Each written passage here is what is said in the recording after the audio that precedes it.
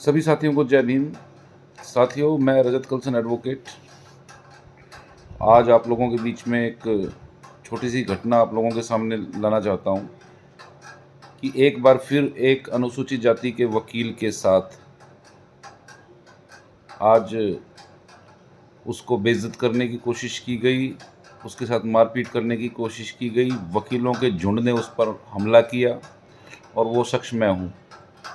आज हिसार में बार के चुनावों से संबंधित एक जनरल हाउस की मीटिंग थी और उस जनरल हाउस की मीटिंग में मैं भी एक श्रोता के तौर पर, एक ऑडियंस के तौर पर वहाँ मौजूद था। और ये मीटिंग इसलिए रखी गई थी कि बार एसोसिएशन हिसार में कोई एडहॉक कमेटी बनी हुई है और उस एडहॉक कमेटी के जो स्वयंभू रिटर्निंग ऑफिसर हैं वो उन्होंने चुनाव डिक्लेयर कर दिया है। Bar council Punjab and Haryana और बार कौंसिल इंडिया के डायरेक्शंस के खिलाफ जाकर चुनाव उन्होंने डिक्लेयर कर दिया, नॉमिनेशन भी ले ली। अब कल बार एसोसिएशन हिसार के पास बार कौंसिल ऑफ इंडिया का लेटर आया और बार कौंसिल ऑफ इंडिया ने स्पष्ट निर्देश दिया बार एसोसिएशन हिसार की इस कमेटी को कि अगले आदेशों तक चुनाव पर रोक लगाई जाती है। और इसी लेटर से बार एसोसिएशन की जो कमेटी थी, जो लोग जल्दबाजी में चुनाव कराना चाहते थे, छुट्टियों में चुनाव कराना चाहते थे, जबकि उनको ये पता है कि छुट्टियों में अधिकतर सदस्य जो है बाहर चले जाते हैं, घूमने चले जाते हैं, उस दशा में चुनाव कराना चाहते थे। तो बार कौंसिल ऑफ इंडिया के उस पत्र से जिसमें चुनाव रोकने के आदेश दिए गए थे, इस कमेटी के सदस्यों में खलबली मची, बौखलाहट फैल गई और उन्होंने आज आपात बैठक बुलाई थी। मैं भी उस बैठक में गया था और उस बैठक में केवल उन्हीं वकीलों को बोलने का मौका दिया जा रहा था जो वहाँ पर रिटर्निंग ऑफिसर थे, दिलीप सिंह जाखड़ जी, उनके सपोर्टर्स थे। और जो उनके खिलाफ थे उनको माइक नहीं दिया जा रहा था। तो एक सदस्य थे हमारे बरवाला से, मिस्टर मंजीत नैन, उनको एतराज़ था इस बात पर कि इस मीटिंग की वीडियोग्राफी क्यों की जा रही है। तो उन्होंने इस पर एतराज़ जताया। तो जो रिटर्निंग ऑफिसर थे उन्होंने बरवाला में उस मिस्टर नैन के साथ हुई कोई घटना का हवाला देकर उनका एक अपमान करने का काम किया, जिस पर वो गुस्सा भी हुए मिस्टर नैन। और जब वो जाकर माइक पर बोलने लगे तो मिस्टर रिटर्निंग ऑफिसर के समर्थकों ने, वकीलों ने उनके साथ धक्का मुक्की करके उनको पीछे खड़ा कर दिया, उनको बोलने नहीं दिया। इसके बाद जो भी वकील आए उन्होंने सभी ने रिटर्निंग ऑफिसर के पक्ष में बातें की, उनका महिमा मंडन किया और उनके गीत गाए। तो मैंने भी अपनी बात रखनी चाहिए और मैं अपनी बात रखने के लिए वहाँ पर गया और मैंने वहाँ पर जाकर जो बार के सदस्य थे उनको मुखातिब होकर ये कहा कि बार कौंसिल ऑफ इंडिया का लेटर आया है, चुनावों पर रोक लगाने की वो बात कर रहे हैं। तो हमको जो एडहॉक कमेटी है या रिटर्निंग ऑफिसर है उनको बार कौंसिल ऑफ इंडिया या bar council Punjab and Haryana के खिलाफ उकसाना नहीं चाहिए अपने बार के सदस्यों को, क्योंकि बार कौंसिल ऑफ इंडिया या bar council of Punjab and Haryana हमारी गवर्निंग बॉडी है। सभी देश की सभी बार एसोसिएशंस जो हैं वो बार कौंसिल ऑफ इंडिया के अंडर आती हैं और उनके रेगुलेशन का काम बार कौंसिल ऑफ इंडिया का है। और सबसे बड़ी बात है, वकीलों को लाइसेंस जारी करने वाली, वकालत की परमिशन देने वाली जो संस्था है वो बार कौंसिल है। इसके बावजूद बार कौंसिल के खिलाफ वकीलों को उकसाना अच्छी बात नहीं है। और हमको बार कौंसिल के जो लेटर है, जो जिसके जरिए चुनाव पर रोक लगाई गई, आप उसकी मेरिट पर बात करें, कानूनी पहलुओं पर बात करें, ना कि बार कौंसिल के खिलाफ जहर उगलने का काम करें। और जब मैंने इस तरह की बात करनी शुरू की तो मेरे खिलाफ हुटिंग करनी शुरू कर दी। अब इन वकीलों को मुझसे कितना प्यार है ये आप अच्छी तरह से जानते हैं। अभी पीछे अगस्त में जब मेरी गिरफ्तारी हुई थी और पुलिस द्वारा जिस तरह से मेरा अपमान किया गया था, इन वकीलों ने कितनी तालियां बजाई थी, आतिशबाजी की थी, आप लोगों को सबको पता है।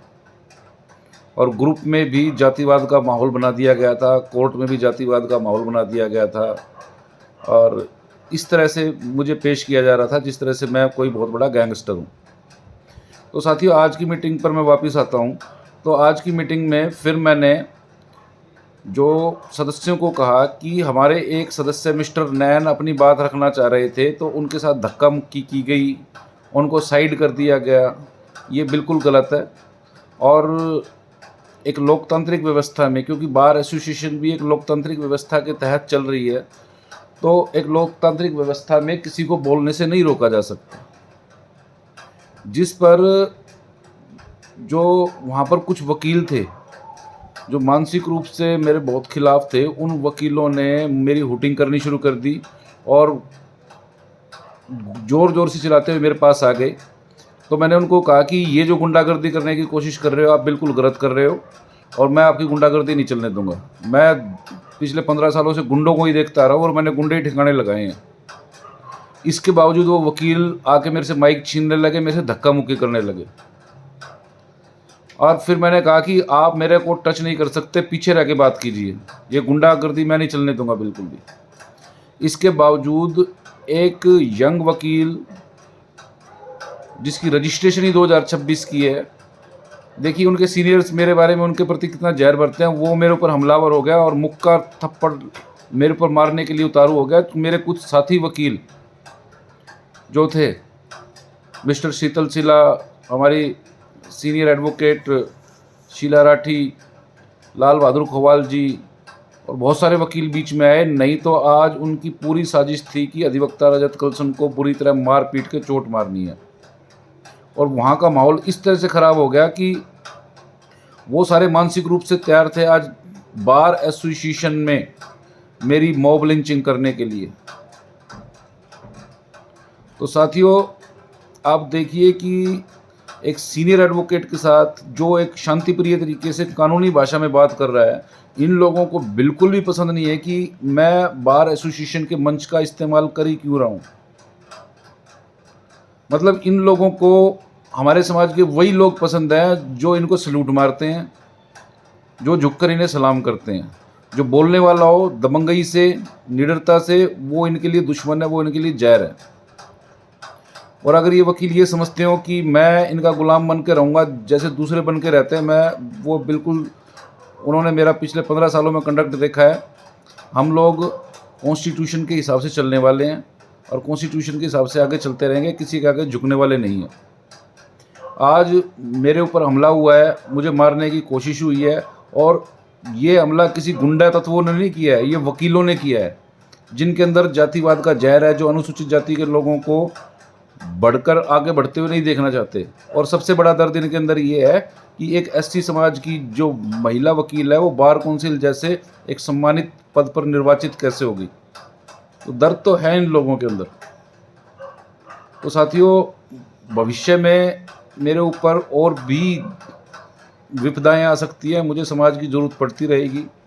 तो मेरा आपसे अनुरोध है कि इस पहले भी विकट समय में आपने मेरी सहायता की थी और अब फिर मुझे लगता है कि कुछ ना कुछ गड़बड़ ये लोग मेरे साथ करने वाले हैं, तो आपकी मदद की मेरे को दरकार रहेगी। तो जिस तरह से पिछले टाइम में आपने मेरा साथ दिया, आप लोग थानों के आगे इकट्ठे हुए, जेल के आगे इकट्ठे हुए, उस तरह से मेरी रिक्वेस्ट रहेगी कि इस बार भी मेरी ढाल बनकर आप लोग आगे खड़े रहें। तो ये मेरे साथ आज घटना हुई थी और ये एक बड़ी आउट ऑफ वे इस घटना को कह सकते हैं कि एक अनुसूचित जाति के वकील के साथ उसी के साथी वकील केवल इसलिए उसको मारने पीटने की कोशिश कर रहे हैं, धक्का मुक्की करने की कोशिश कर रहे हैं, उसकी आवाज़ बंद करने की कोशिश कर रहे हैं, क्योंकि मैं एक पर्टिकुलर जो है कास्ट से हूँ, अनुसूचित जाति से हूँ। और इन लोगों को बिल्कुल पसंद नहीं है कि अनुसूचित जाति का वकील हमारे सामने खड़ा होकर बोल ले। ये हम लोगों को आज भी गुलाम मानते हैं, सीरी मानते हैं, लेकिन वो ज़माने गए। अब हम दबंगई से वकालत भी करेंगे, दबंगई से चुनाव भी लड़ेंगे। तो साथियों, यही घटना आज आप लोगों के साथ शेयर करना चाहता था। इसी के साथ अपनी बात ख़त्म करता हूँ। जय भीम, जय भारत।